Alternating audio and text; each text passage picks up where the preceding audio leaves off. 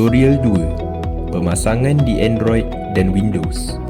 Kita akan cover cara pasang NoQ melalui Android dan Windows, cara sambungkan printer dengan NoQ, serta cara pendaftaran dan login NoQ. Untuk Android, NoQ memerlukan aplikasi Google Chrome yang terkini. Melalui Google Play Store, anda boleh download atau update Google Chrome. Jika anda tiada butang update, bermakna Google Chrome anda adalah yang terkini. Selepas itu, layari ke link pasang NoQ yang disediakan di bawah.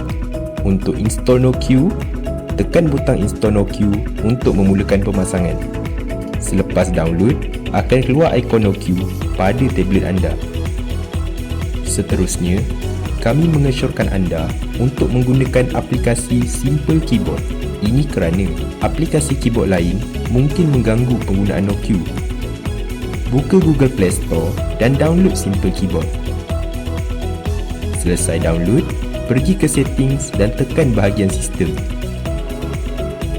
Tekan keyboard, tekan pula on screen keyboard, hidupkan Simple Keyboard dan matikan keyboard yang lain.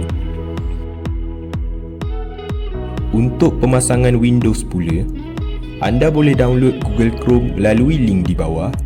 Untuk update Chrome, buka Google Chrome, tekan ikon 3 titik di sini dan pergi ke bahagian settings.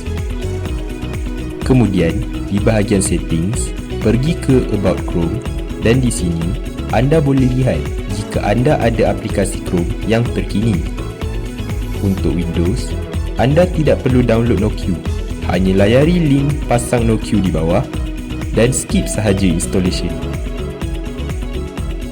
Untuk menggunakan printer Bluetooth dengan NoQ, buka Google Chrome di Android atau Windows, type perkataan yang ditunjukkan di skrin dan tekan Enter. Akan keluar paparan seperti ini.